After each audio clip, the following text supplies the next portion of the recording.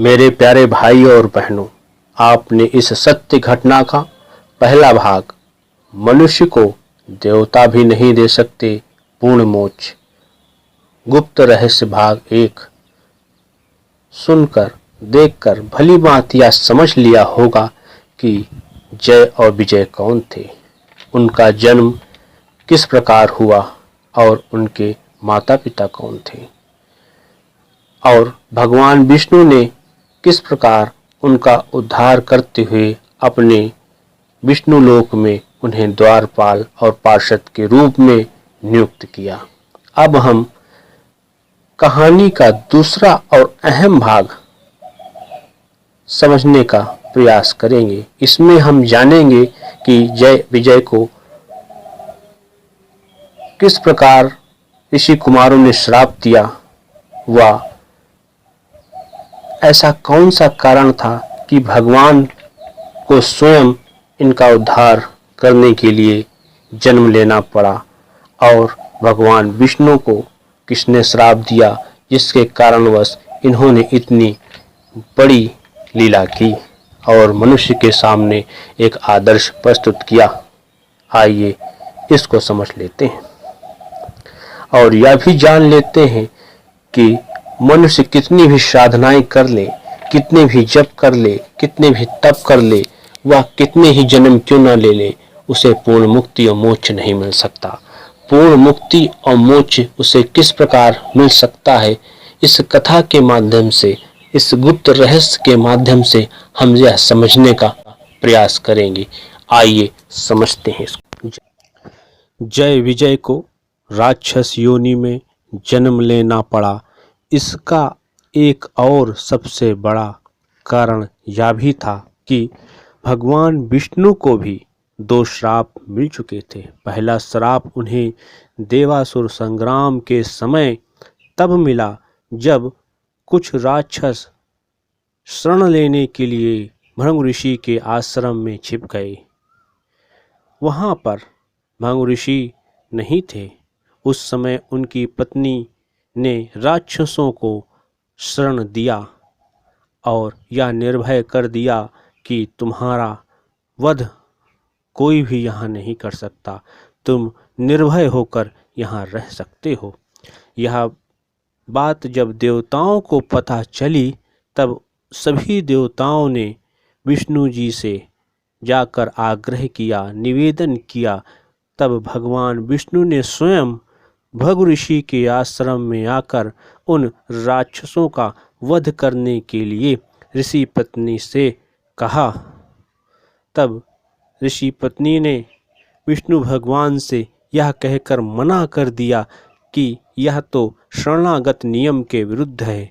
मैं अपने आश्रम में शरणागत को आपके हवाले नहीं कर सकती। यह बात आप भी भली भांति जानते हैं कि शरणागत की रक्षा करना सर्वोपरि धर्म है। तब भगवान विष्णु को अति क्रोध आ गया और उन्होंने अपने सुदर्शन चक्र से ऋषि पत्नी का गला काट दिया। इस प्रकार विष्णु के हाथों ऋषि पत्नी की हत्या की बात जब भृगु ऋषि को पता चली तब उन्होंने भगवान विष्णु को यह श्राप दे दिया कि जिस प्रकार मेरी निर्दोष पत्नी का वध तुमने किया है और मुझे पत्नी वियोग का अथाह दुख भोगने के लिए विवश किया है, ठीक तुम उसी प्रकार मनुष्य शरीर धारण कर उस दुख को भोगोगे जिस दुख को मैं भोग रहा हूँ। ठीक इसी प्रकार दूसरा श्राप भगवान विष्णु को नारद मुनि ने भी दिया था।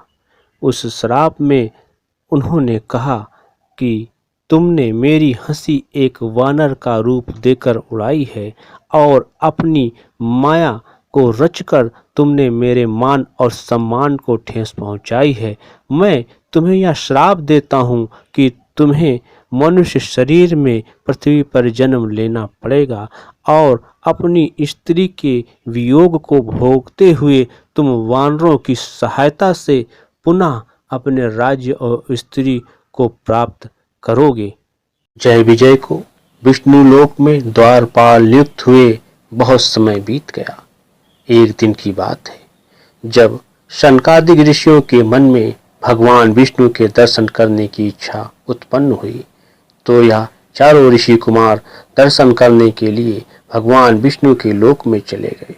परंतु इन ऋषि कुमारों को भगवान विष्णु के अंतिम व 7वें द्वार पर जय विजय ने वैकुंठ के अंदर जाने से रोक दिया। अपने इस अपमान से यह ऋषि बहुत क्रोधित हो गए और उन्होंने द्वारपालों को यह श्राप दे दिया कि जाओ, तुम राक्षस हो जाओ। ऋषियों का यह श्राप सुनकर इन द्वारपालों ने ऋषियों से बहुत विनती की और अनेक अनुरोध करते हुए रोने लगे। तब भगवान विष्णु ने इन चारों ऋषि कुमारों से कहा कि यह सब मेरी ही प्रेरणा का कारण है, जिसके कारण आपको इन द्वारपालों पर इतना अधिक क्रोध आया और आपने इन्हें श्राप दिया। इनमें इनका कोई दोष नहीं है, कृपया कर इन्हें क्षमा कर दें। यह सब मेरी ही माया का प्रताप है। तब ऋषि कुमारों ने कहा कि मेरा दिया हुआ श्राप तो वापस नहीं किया जा सकता, लेकिन इन दोनों द्वारपालों को अपने 3 जन्मों तक राक्षस योनि में जन्म लेना पड़ेगा। उसके बाद पुनः यह आपके द्वारपाल के रूप में फिर से नियुक्त हो जाएं। साथ ही उन ऋषि कुमारों ने यह बड़ी और कठिन शर्त लगा दी कि इनका उद्धार करने के लिए, इनका वध करने के लिए आपको स्वयं अवतार लेकर इन्हें मुक्ति और मोक्ष प्रदान करना होगा, इन्हें तारना होगा। शनकादिक ऋषियों का यह श्राप ही लंकापति रावण और कुंभकर्ण के, हिरण्याकश्यप और हिरण्याक्ष के, शिशुपाल और दंतवक्र के पूर्व जन्म की गाथा है। इसका प्रमाण हमें श्रीमद् भगवत पुराण के 3 स्कंध के 5वें अध्याय में मिलता है। जय विजय ने अपने पहले जन्म में हिरण्याक्ष और हिरण्याकश्यप के 2 राक्षसों के रूप में सतयुग में जन्म लिया और उसके बाद दोनों द्वारपालों ने त्रेता युग में रावण और कुंभकर्ण के रूप में जन्म लेते हैं और अंत में उन दोनों द्वारपालों ने अपना तीसरा जन्म द्वापर में शिशुपाल और दंतवक्र के रूप में लिया। इस प्रकार इस सत्य घटना से यह सिद्ध हो जाता है कि इन दोनों द्वारपालों को ऋषि कुमारों के श्राप के कारण कई बार जन्म और मृत्यु की असहनीय पीड़ा को झेलना पड़ा और भगवान को स्वयं, जो विष्णु का अवतार थे, अनेक रूपों में अवतरित होकर इनका उद्धार करने के लिए, इनको मुक्त करने के लिए इस धरा पर आना पड़ा। अब यह प्रश्न उठ जाता है कि क्या स्वयं भगवान भी मनुष्य को पूर्ण मुक्ति और मोक्ष नहीं प्रदान कर सकते?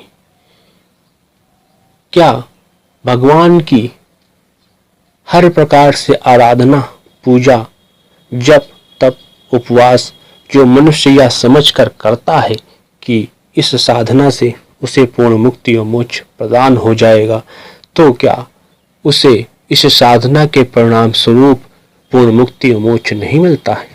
इस घटना, इस कहानी के माध्यम से हमने यह समझ लिया है कि किस प्रकार जय विजय ने अनेक युगों में कई जन्म लेकर यह प्रमाणित कर दिया है कि पूर्ण मुक्ति और मोक्ष के लिए हमें केवल तंत्र मंत्र साधना, जप, तप, उपवास, ध्यान, व्रत, अन्य क्रियाओं को करने से पूर्ण मुक्ति और मोक्ष नहीं मिल सकता। उन सभी क्रियाओं को करने से हमें यह फल मिलता है कि हम अपने आराध्य के लोक में कई हजार वर्षों तक, कई कल्पों तक हम उस आराध्य की सेवा में निरंतर लगे रह सकते हैं। वहाँ सुख और आनंद का सूक्ष्म जीव के रूप में जीवन व्यतीत कर सकते हैं।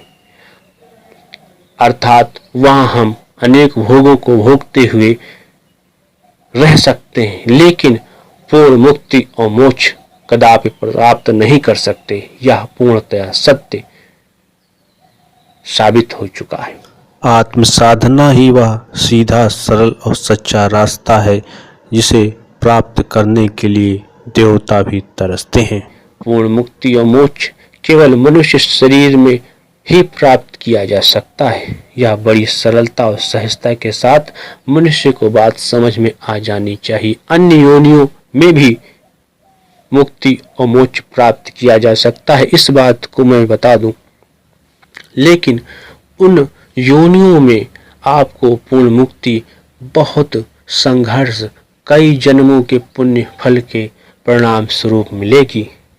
चाहे वह कितना ही जीवात्मा प्रयास कर ले, उसे तो स्वतः तुरंत पूर्ण मुक्ति का रास्ता नहीं मिल सकता। मनुष्य योनि एक सरल योनि है।